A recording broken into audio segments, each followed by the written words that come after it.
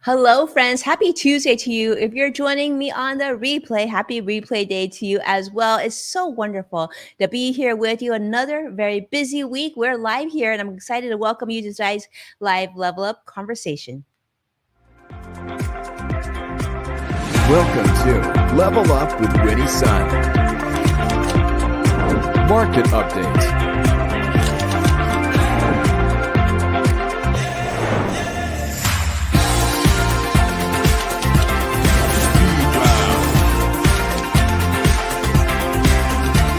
Award-winning financial pro. Get ready. I present to you Level Up with Winnie Sun.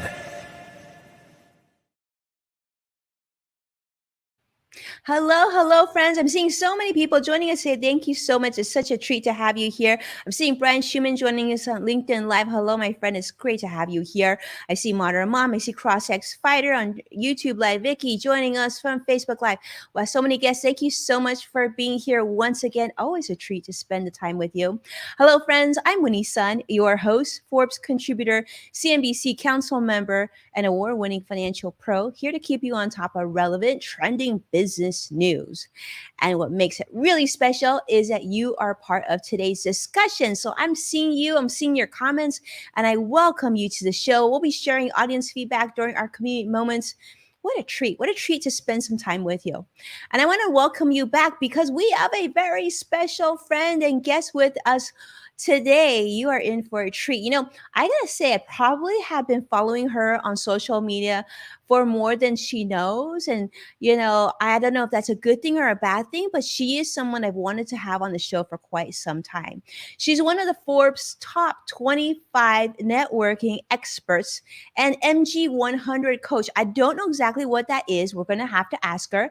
And then she's the author of 4 books, including the internationally known The 11 Laws of Likability. Hopefully we just have one of those, right? One law of likability would be great. And her latest, The Connector's Advantage. We are in for a treat. I can't wait to talk to her and meet her and ask her all sorts of questions on your behalf. And of course, if you have questions throughout the show, definitely don't be shy. Let me know, and I'll try to jump in on those as well. But before we jump to her, here's how the market closed today. Now, it was sort of an interesting day because if you were following financial news much of today, it was actually relatively negative through across the board. But as we got to the last hour, well, the Dow was just sort of holding on to positive territory. And I was wondering the last 5 minutes how the outcome would be. Well, the good news is the Dow closed up 48 points. So it held on a little bit there.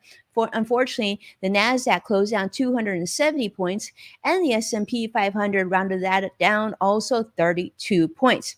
Now, as you know, the Dow and the S&P are now headed, unfortunately, to the worst start of the year since 1970. And certainly we saw quite a bit movement in technology.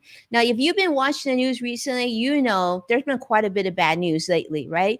In fact, those of you who are on social media and joining me today, if you're invested in social media, you're probably feeling that pain as well. Now, you probably aren't feeling as much pain as Elon Musk, though, because today, Twitter stock unfortunately fell below the price that he first purchased, turning that like bit of a profit that he had, I say bit, but it was over $1 billion of profit, now into a $40 million plus loss now. So sorry, Elon, but hopefully better days are coming for you in the future. Now, also, Snap CEO Evan Spiegel also warned in a note that he sent over to his employees that unfortunately, it looks like Snap is also having trouble there, setting in really difficult and unfortunate news across the digital advertising space. This industry continues to see pressure, and analysts are saying that this is probably not specific just to these individual companies, but that this could be a bigger macroeconomic trend that we might be seeing going forward. In fact, those of you who follow me on Twitter may have seen, I shared a tweet earlier today that, well, we pay for a phone service, we pay for streaming, we pay for Zoom, And I think soon we'll be paying for social media. So whether you agree or disagree, do know, jump on Twitter, let me know your thoughts on that because I'd love to hear from you. Now, tomorrow also marks the 100th trading day of 2022. Now, as you know, this year, you're probably going to remember it as a war in Ukraine, the year Starbucks and McDonald's left Russia, and of course, the lingering pandemic and the historic market volatility that we are experiencing today. So let's see what happens tomorrow. But I will just say I think volatility is here to stay, at least not only for the next week, but probably for the coming week. So, stay close. We'll continue to update you as we have more information. But today's a good day because I'm joined by Michelle Tillis Lederman, one of Forbes' top 25 networking experts and MG 100 coach. Michelle, how are you? I am great. I'm so excited to be with you. And I know, I'm sorry you said you've been waiting a while, but we made it happen. We made it happen, and you were worth the wait for sure, my friend. Thank you so much for being here. First off, I joked about this earlier, but I need to know, what is MG 100? What is this? So Marshall Goldsmith, who is one of the Thinkers 50 #1 leadership coaches in the world, author of God knows how many best-selling books, including Triggers and What Got You Here Won't Get You There, and his latest that just came out as a bestseller, The Earned Life, created a community of leaders, authors, coaches, thought leaders in the world, and brought them together to pay it forward and to try to have an impact in the world. And it is an amazing community to be a part of. Wow, it sounds like quite an honor. I know you're a connection creator and CEO of Executive Essentials, which provides customized communication and leadership programs for the Fortune 500 nonprofit, university, government clients. You're a busy, busy person. And not to mention, we've seen you on NBC, CBS, Fox, NPR. My favorite, Wall Street Journal, New York Times, CNBC. I gotta give it up for CNBC and so many others. And you have a great reputation. I subscribe to your newsletter, which I love. And I know that before we got on air, I was just telling you, I love your newsletter because it's like from the first character to the last character, it's quality across the board. And it shows because I just learned that that is your weekly baby that you start from beginning to end. So thank you so much, Michelle, for joining us today. I will tell you, I want to learn the backstory. I may follow you on social media. You have a very, very substantial catalog of books that we're going to talk about. But how did you start, Michelle? Where did this all begin? I love the origin story. And, you're right. My content has to be my voice. And that's part of what my origin story is about, is that authenticity of feeling like I'm having a conversation with a friend. And that's how I want any of the people who are interacting with me to feel, because it's not how I felt back in my finance days, which is kind of how I started. Mm-hmm. And I think a lot of us, we make decisions as an anecdote to something that's been missing in our lives. And for me, growing up, there was a lot of scarcity around the finances. So I made a decision to go into finance because I wanted financial security. And I spent the first decade of my career as one of the only women on the trading floor. I did auditing, mergers and acquisitions, consulting. I tried everything in that area. And now I'm dating myself a little here, but this is early 90s when I wasn't allowed to have red nail polish. I wasn't allowed to wear pants. And I was one of the few women in that environment. And I was really frustrated by how people communicated, how they led. And that's how the work began. It began while I worked on the trading floor. And I said to the treasurer who became the CEO that I could do what I hired somebody else to do, which was coach his team. And he said, okay, but you still have to do everything else. And I said, okay. And so that's kind of how I found my calling, was doing the work while also still doing all of the other work. And so for all those people out there who are thinking that there is something that they are, called to do, there's a way to do that, and not feel like you're jumping off a cliff. So that's kind of how I got my start. I believed that I could, and so I did. I believed that I could, and thus I did. I love that. And you were doing two jobs at once. You were doing your job, and you were also out there helping. I was actually doing more than two jobs at once. I was working full-time in finance. So at the beginning of 2005, I started the transition in 2001. But this is a financial show. I'm not, I might be risk averse risk taker in terms of jumping out of a plane and swimming with sharks, but I'm risk averse when it comes to finances. So I kind of treaded both worlds while I built the business on the side. So I was an adjunct professor at NYU's business school. I was putting my husband through business school himself. I was full-time in finance, and I was building my business on the side, all at the same time. That's incredible. And so many of us who are listening to this and you're thinking, I'm tired. Wow, I wonder how Michelle did it. I mean, I guess you just decide that you can and you should, and therefore you do, right? Let's talk about the Connector's Advantage. I want to talk to you about this book. What was inspiration behind this? And tell us, we want to hear about it. So the Connector's Advantage is actually a follow-up to the 11 Laws of Likability, which was my first book. And my brother-in-law walks into my office one day and he says, "Oh, you're writing another networking book." And I said, no. This one's about being a connector. Thinking, this is very different in my head. And he's like, "Well, what's the difference?" And I said, "Well, that's a really great question." And I said, "You know what? Networking is something that you do. We tend to network for need, network for now. And it has the word work in it. People kind of have a visceral response to this word networking. And I did as well. I didn't even want it in the title of the book. But connector, that's who you are. That's something you're being. And that's the shift I really wanted people to make. And so that was, my husband's like, "Why are you writing another book?" Because it's a painful process. It took me more to birth my first book than both my kids put together. Mm-hmm. And I said, because I have something I have to say. And that shut him right up, because he's like, "That's a really good reason." And I really believe that there's an advantage to thinking and prioritizing relationships in everything that you do, whatever it is you're working on out there, whether it's the promotion, the partnership, the referral, the new job, even your health and happiness. You are going to get there faster, easier, and better as a connector. And that's what the Connector's Advantage is. So when you think about results, when you think about anything, think about the people who helped you get there, and you will realize you are already implementing this philosophy in your success. I love that. Well, Michelle, I think sometimes when we think of words like networking and connecting and being a connector, people will say like, "Well, that's not really me. That's not really in my DNA." And then there's others where it seems to come very naturally. What do you say to that? So this is often the introvert-extrovert dilemma. And I want to say to all the introverts out there, you are some of the best connectors I know. You bring some natural strengths to connecting that extroverts don't. And don't worry, extroverts, I got you covered too. Introverts, you are better in the one-on-one. And that's really where true connection forms. You are excellent listeners.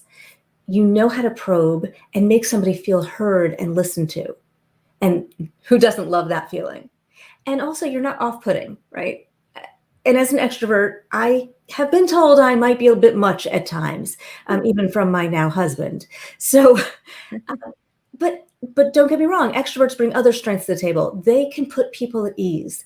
They can start and keep a conversation going with just about anyone, anywhere. And they're willing to share and provide information about themselves to enable somebody to see more about who they are. So when you understand what your natural strengths are in connection, you understand what your stretch is. So for those extroverts, I want you to stretch yourself by being willing to share a little bit more. When you ask a question, which you're so great at, I want you also to sprinkle in a little information about you and be willing to answer that question as well. Think of it as a little dance, a little give and take. Whereas the extroverts, where you need to stretch yourself is maybe a little bit more listening, talking second, and making sure you take that breath to let somebody else jump in. And I'll do that right now so that Winnie can jump back in. I love that. It's so important. And I think especially now, and we've now been in the pandemic for a couple of years, I think a lot of people feel like they've maybe lost some of those connections. And I think every one of us can actually relate to that, right? Surely we're not seeing everybody that we used to see in 2019 as often as we did before. So is there a technique that you would say for those of you who feel like maybe you're a little rusty and maybe you want to connect with somebody else and you just don't know how to do that? Do you have any tips? There is no right or wrong way to connect or to reach out. And I have little habits. And what I would say is, I want you to build your own little habits around how do I stay connected to the people who are important to me. It doesn't have to be at a certain time frame. I have one person who's been a mentor to me for God knows, going on 15 plus years, 16 years. I think I met him when I was pregnant with my first, which is also when I told you about those 4 jobs I had at the same time. One of those jobs was also kind of cooking my first child. Because I wasn't busy enough, right? So one of my habits is, if somebody comes into my mind, I put their name in my calendar. Because what happens is, if somebody pops into your mind and then they pop back out, you don't do anything about it. But if you drop their name into your calendar in some way, then your calendar reminds you of that person, and you can drop them a little note, a text, go to their social media and put a comment, just kind of keeping that connection point. Letting them know you're thinking about them. It could be something as simple as, you just popped into my head, give me an update, what's been going on, how you doing? I actually think that the pandemic gave people more reason to reach out, because that's one of the most common excuses I hear for not reaching out is, I don't have any reason, I don't want to bother them. But knowing that I'm being thought of and that somebody's making an effort, even a small way of reaching out, it makes you feel valued and important and cared for. And so that is all you need to do, is a light touch, is what I call it. Don't require anything in return, but put that light touch, and so you stay in their mind. And that's one of my favorite, easy, anybody can do habits to stay connected. I love that. So important. And I think nowadays with tools, Michelle, there's a lot of things that can actually help you. In fact, I remember one of the best connectors that I know of is my mom. And I remember as a kid, every holiday, whether it be, New Year's Day or Mother's Day or Father's Day, it didn't matter the day. But I remember she would plop herself on the sofa, and literally she would pick up her phone, and she had back then, her phone book or address book was actually, everything was written, and she would go down the line and she would call every single friend. And I remember she did that every single holiday. And, she was actually in real estate, and she never had to prospect. And it was because she was calling her friends and just asking them how they were doing. And then things would, trickle naturally. And then she would find out they had a home to rent or a home to buy. And it would just happen. And I thought, how powerful is that for something so consistent? Like you said, I thought of you. She really went through the phone book, but there's tools out there, right, that can help with this. I mean, that is exactly the connector's advantage at play. What she was doing, it was just showing that you care and keeping those relationships going over time. I love that habit. There are so many different ways that you can think about how you support your network and how you stay in touch.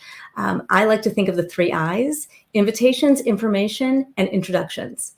And a connector. So we're talking about the connector's advantage, and there's 7 mindsets. I'm just going to lay them out, and then you can tell me which ones you want me to dive into. But the one we're talking about right now is generous spirit. But connectors are open and accepting. They have a clear vision.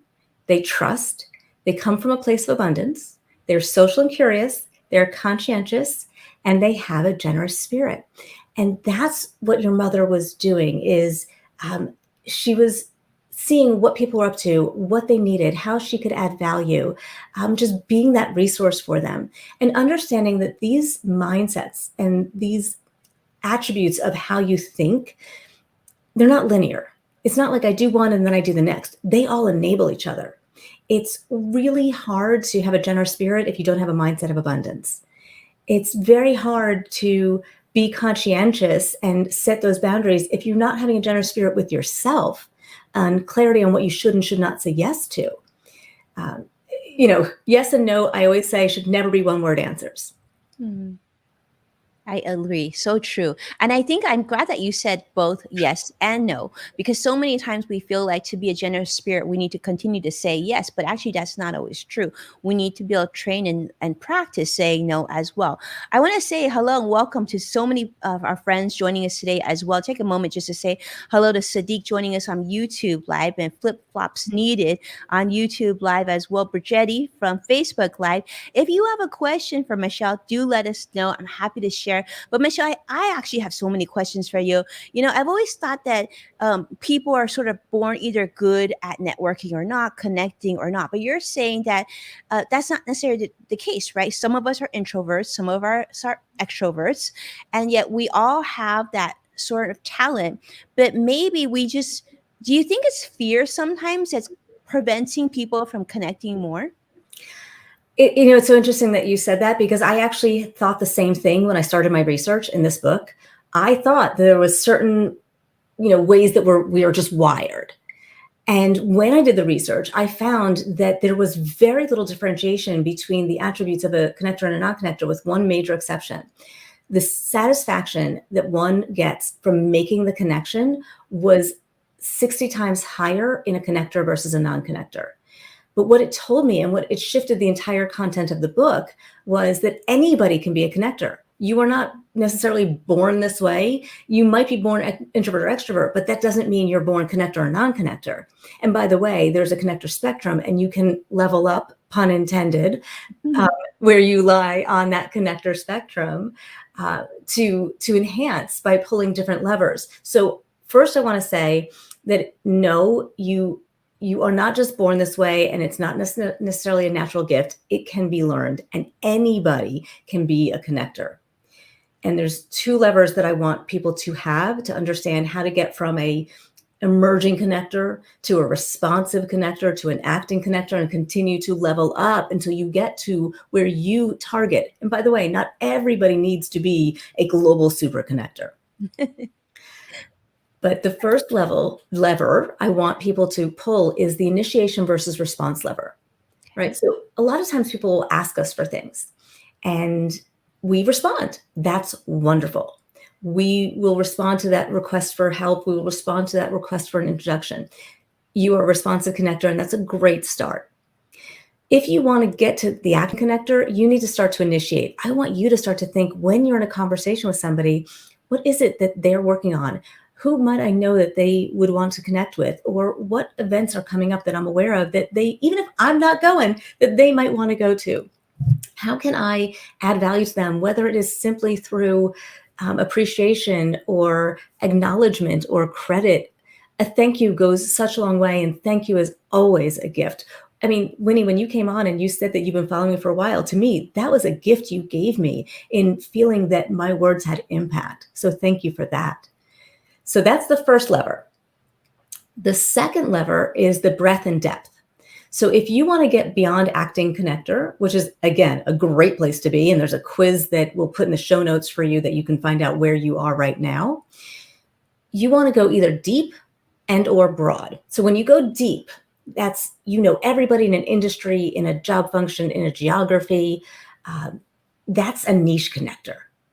My sister is the perfect example of this. She knows everybody in New Jersey real estate law. She's not a lawyer, by the way, but she knows everybody and they know her. So that's deep.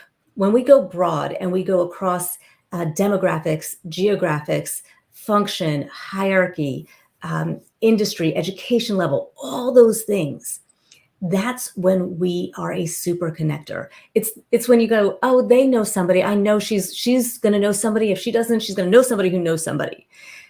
That whole 6 degrees of Kevin Bacon. That's really what a connector is getting to that result, that information, that content, contact, or whatever it might be that you need, personal or professional, faster, easier, and better. Faster, easier, and better. We like those words, Michelle, for sure. Let me ask you this. We've always learned and heard, I'm sure those of you who run businesses, or maybe you're working in a large organization today, how important it is today now, instead of just doing great business and being great at your job, but there's also a big element of getting the word out of what you do, right?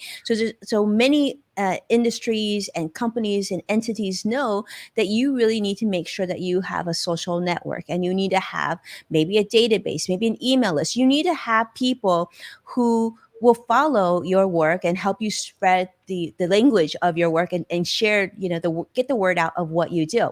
And there's also a saying that, you have true influence when you have 100 people in your life who, when you contact or reach out to them, that they will drive an hour to come see you at a drop of a dime. So talk to me about this, Michelle. We all know that we need to have, social media presence, right? We need to focus on sharing good content and making new connections.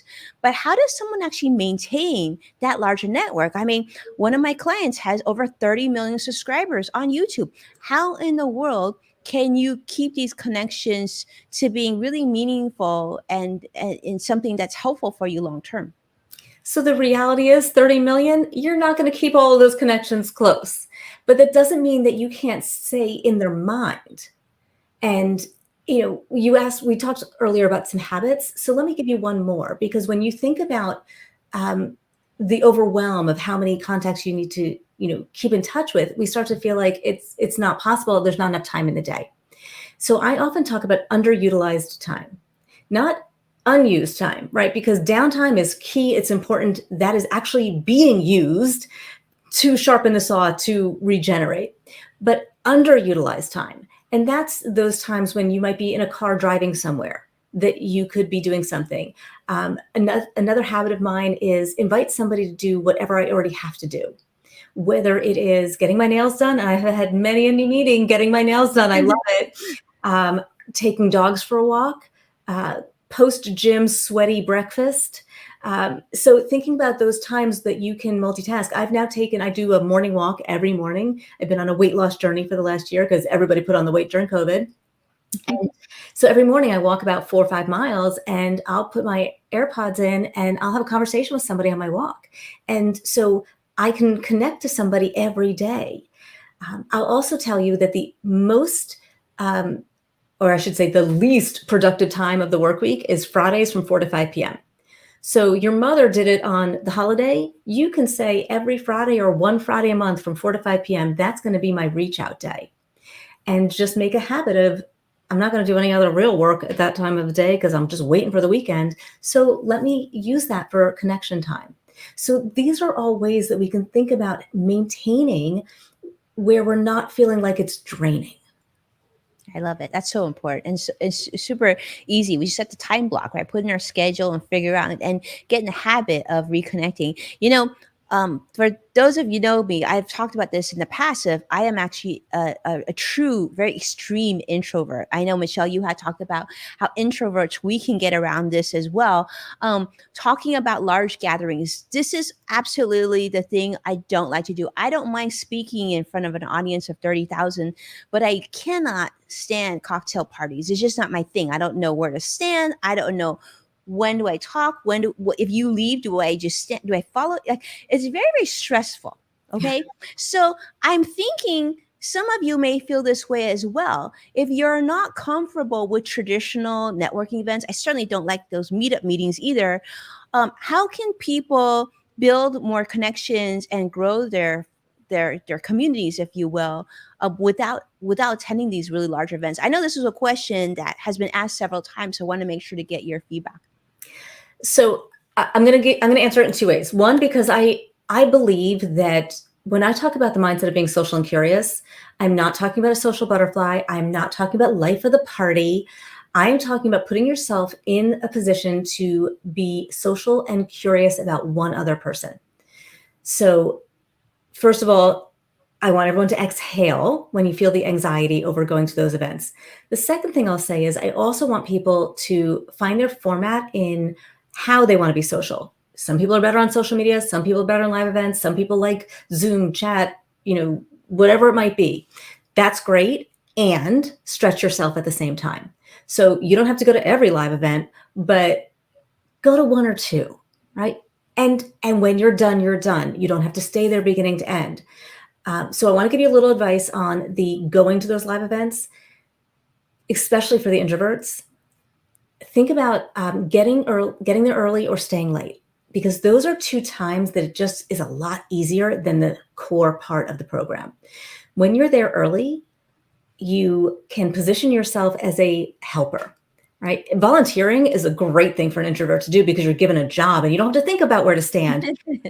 Right? Here's the bathroom. Here's the code check. Here, let me introduce you to so-and-so who just got here. And you have a role, and it gives you that function that makes it easier for you because it's your job to do it. And that's the invitation and the permission that sometimes the introverts need in order to take those steps. So volunteering, getting there early, and then you have somebody who you saw at the beginning, and then you see them again, and you kind of have that touch point. There is pros and cons to going with an extrovert, but that is a strategy that many people I know use. You just have to make sure it's an extrovert that understands how to make sure you're part of the conversation and they're not dominating it. Mhm. So staying late, helping people clean up when things thin out and people are tired and people are like relaxed. And the thing I will tell you that hopefully will take the anxiety away is simply this. If you can't see me, I'm holding my finger up with the number 1. And 1 is all that you need to make an event worthwhile. One person, one contact, one potential friend that you've made that you want to follow up with. And when I find that person sometimes at an event and I'm done, I'm done. I give myself permission to go home. I love that. All it takes is 1. So I think that's a great reminder for all of us, right? When you feel like you just need to network and pass out business cards or collect business cards, it really doesn't matter. It just that 1 really great. Quality over quantity. Wonderful. All right, Michelle, is there anything that I didn't ask you that you'd like to share with us? I want everybody to know that this is accessible and it is not painful. But it will make such an impact in your life. And I told you I came out of finance, so I've got a couple statistics for you. Social isolation is more damaging to your health and has an equal impact on your mortality than as if you smoked 15 cigarettes a day for a decade. And it is worse on your health than obesity. So basically, you can smoke and eat and drink as long as you're doing it with somebody and you'll be healthy. But it also affects happiness. I mean, we think about these things in terms of our success, and it matters there. Absolutely. And you have to have a clear vision to actually take advantage of the connectors, faster, easier, better results, right? You need to know the results you're looking for. But sometimes those results around happiness and health, they're a little bit more amorphous, but yet there's statistics that show that as well. So if you have a good friend or a best friend at work, you are going to be happier on the job and 50% more productive, which is going to drive your success as well. So when we think about this idea of connection, it is the entirety of your life. It is not something that we step in and out of.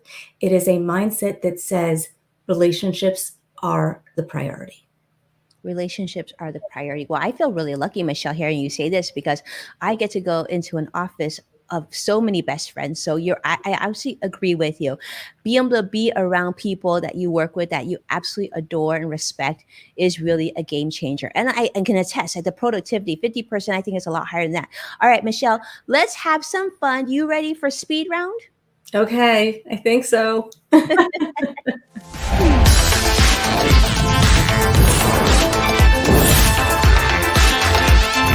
Speed round.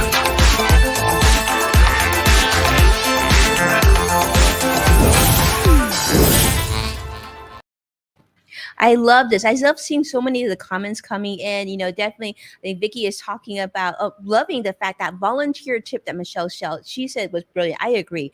I mean, I think many of us can relate to that, right? If you were given a job or task, we feel like we have a purpose, and therefore the mingling isn't so difficult because we're connecting other people. So Michelle, I love it. All right, Michelle, so here's what we're going to do. We're going to ask you 2 questions, give you approximately 2 minutes here.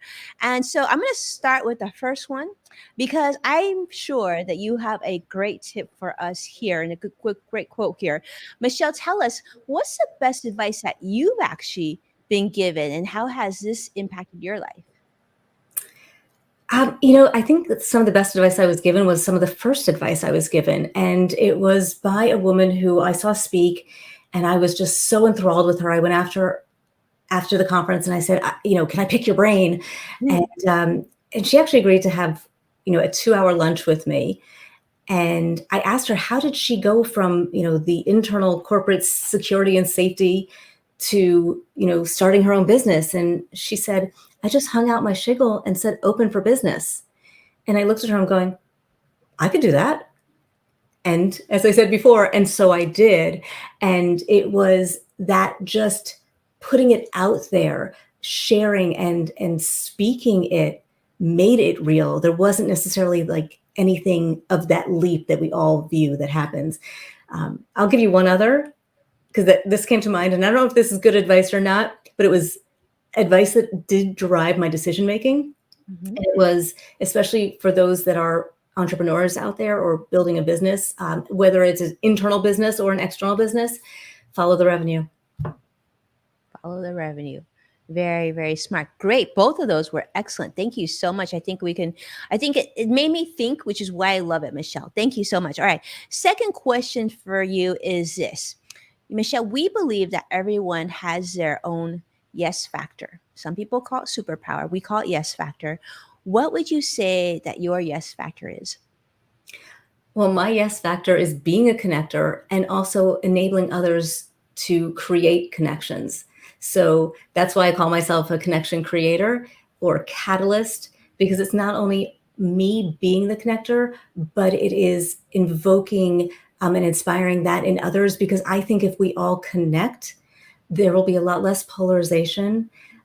There will be more diversity of thought. There will be more creativity, more innovation, more credibility, more trust, and more happiness, which is, number one. Number one. And I think we can all agree. We need more happiness today. And we definitely want to connect with you, Michelle. So tell us, where should we go to connect and learn more about you? Follow your journey. Well, I love to hear from people, and I want to know exactly how you found me on Winnie's show. So best place to start is my website, which is simply Michelle Tillis Lederman, just how it's spelled in the bottom third there.com. From there, you can get to my LinkedIn. I have a LinkedIn newsletter. I've got a YouTube channel. There's a free gift pack that I give lots of stuff away. You can find the quiz. And that's basically the hub for all of it. And I have a little special where I believe in buy one, gift one. So I will personalize and sign a book so that you can create connection by handing them the gift of connection. I love that. So basically, you buy a book, you get a book signed, and you can give it to someone that you would love to meet, which is a great thing. Thank you so much, Michelle, for being so generous with us and sharing about your book. So congratulations. I mean, 4 books. This is a big feat. So I'm sure your husband's thinking, how many more books does she have in her? But I think as long as you have something to share, we definitely want to hear about it. So thank you, Michelle, for your time and your generosity and just being such an awesome human. And thank you everyone for being here with us. I see so many of us today. Thank you so much for being supportive of our show and our program. It means so much to me. So do me a favor, once again, share the show over social media. Tag me on it so that I know that you do it. I know Vicky, I know Sadiq, I know so many of you do that each and every day, and I appreciate it from the bottom of my heart. As a reminder, you can find full episodes of Level Up on NASDAQ, KBCW, Amazon Fire, Roku, and so many other places. And of course, we're excited to share that Yes Factor, which is our new podcast with the LinkedIn Podcast Network, is available wherever you tune in to podcasts. So be well, and I can't wait to see you again this week. Take care now.